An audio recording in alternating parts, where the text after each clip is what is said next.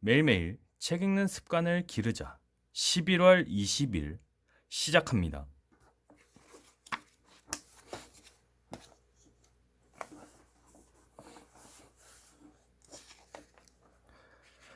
원칙 18. 상대방의 생각이나 욕구에 공감하라. 인간은 누구나 동정심을 갈망한다. 어린아이는 동정을 받고자 자기의 상처를 보여주고 싶어하며 때로는 동정을 받고자 일부러 상처를 만들기도 한다. 서로 간의 논쟁을 멈추고 나쁜 감정을 없애주면서 상대방에게 호감을 갖게 하여 당신의 말에 귀 기울이게 하는 마술적인 언어가 필요하다면 다음과 같은 말을 한번 해보세요. 당신이 그렇게 생각하는 것은 당연한 일입니다. 내가 당신이었더라도 그렇게 생각했을 것입니다. 먼저 이렇게 말을 꺼낸 뒤 이야기를 시작하면 화를 내던 사람도 금세 화를 멈추게 됩니다. 상대방의 입장이 되어서 생각한 말이므로 이 말은 진정한 힘을 발휘하게 됩니다.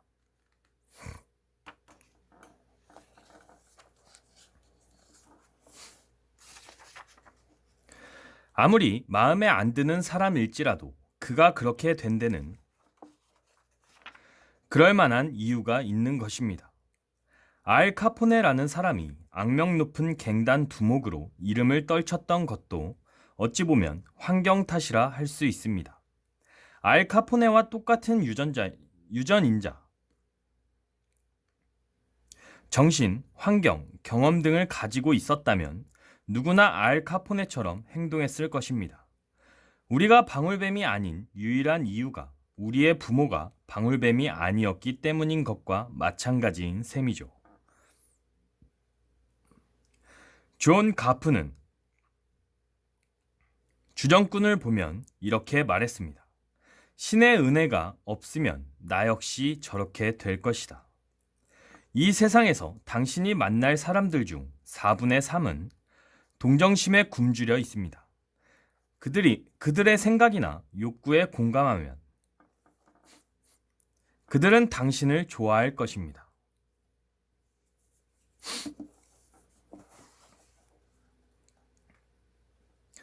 언젠가 작은 아씨들의 저자인 루이자 메이 올콧의 이야기를 방송한 적이 있었습니다. 데일 카네기는 그녀가 매사추세츠 주 콩코드에 살았다는 것을 잘 알고 있었음에도 불구하고 나도 모르게 그만 그녀의 집이 뉴햄프셔 주 콩코드에 있다고 말해버렸습니다. 그것도 한 번이 아니라 2번씩이나 그렇게 말해버린 것입니다.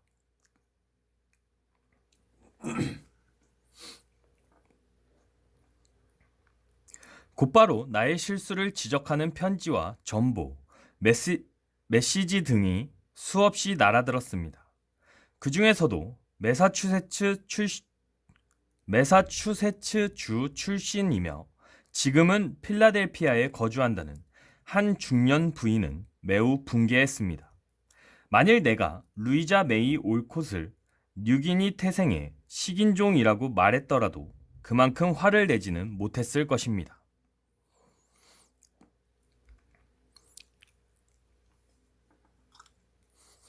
그녀의 편지를 읽어 내려가면서 하나님, 이런 여자와 결혼하지 않게 해주신 것에 대해 감사드립니다. 라는 말이 절절로 나왔습니다.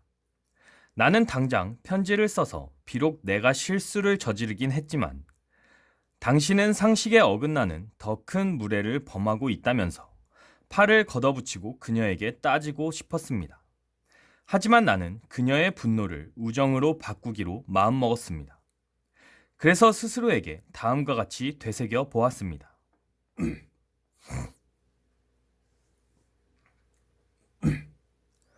만약 내가 그녀였더라도 나 역시 그렇게 했을 거야. 그 후 필라델피아에 갔을 때 나는 그 부인에게 전화를 걸었습니다. 통화 내용은 다음과 같습니다. 부인, 일전에 편지를 보내주셔서 감사합니다. 교양 있고 예의 바른 목소리로. 실례지만 누구시죠? 부인을 직접 만난 적은 없습니다만 저는 데일 카네기라고 합니다. 얼마 전 제가 루이자 메이 올콧에 관한 방송을 하다가 큰 실수를 범했습니다. 사과드리고 싶습니다. 친절하게도 그것을 지적하는 편지를 보내주셔서 정말로 감사했습니다. 아닙니다, 카네기 씨. 제가 너무 심한 편지를 보내 죄송합니다. 그땐 제가 흥분했습니다.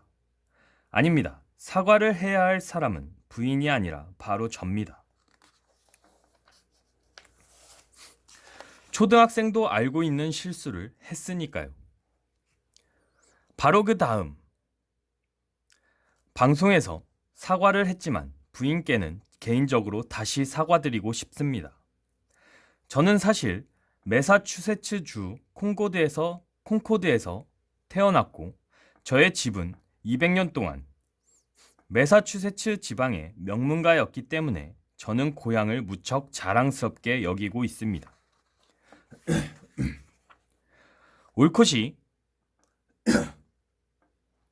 올콧이 뉴햄프셔 콩코드에 살았다는 방송을 듣고 경솔하게 그런 편지를 보내고 말았습니다.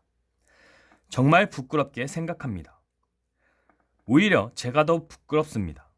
사실 저의 실수는 매사추세츠의 명예를 손상한 것만큼 제 마음을 상하게 만들었답니다.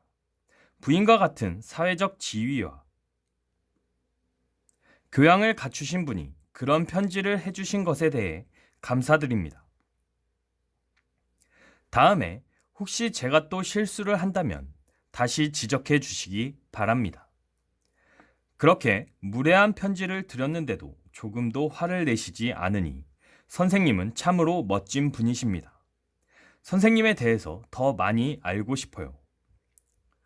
내가 먼저 사과를 하고 그 부인의 입장을 이해했기 때문에 그녀도 내게 사과를 하고 나를 이해해 주었습니다.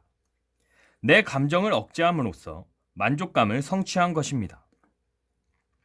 그 부인에게 스쿨킬 강으로 가서 뛰어내리라고 소리 지르는 것보다 오히려 나에게 호감을 갖게 만들어 더 큰 보람을 얻게 된 것입니다.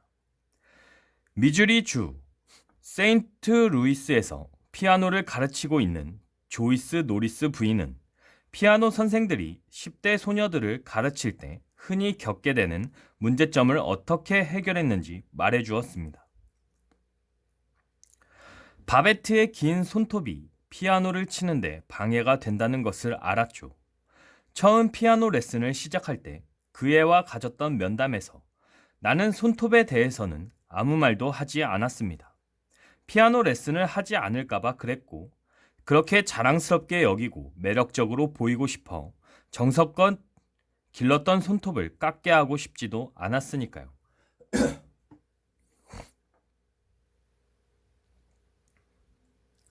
첫 레슨이 끝난 후 나는 기회를 모아 바베트에게 말했습니다.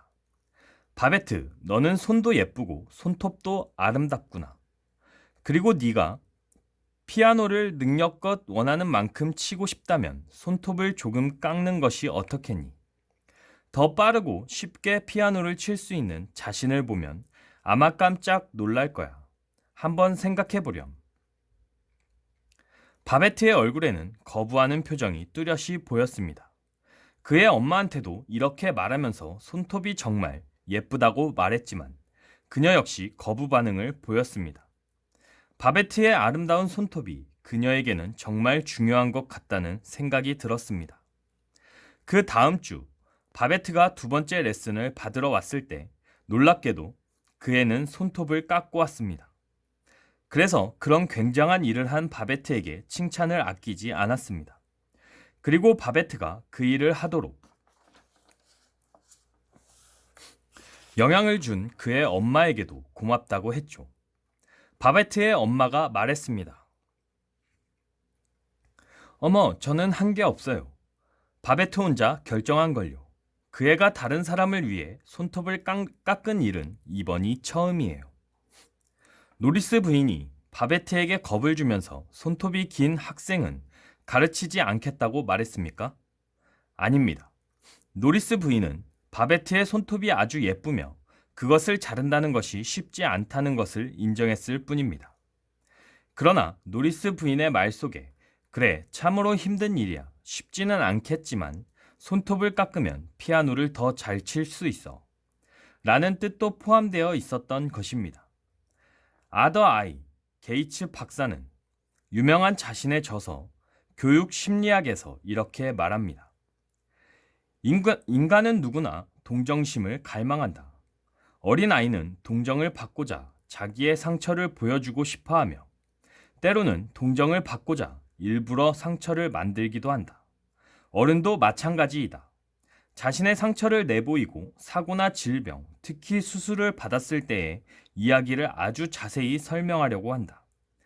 불행에 대한 자기 연민은 실제든 가정이든 간에 모든 인간이 공통적으로 느끼는 감정이다.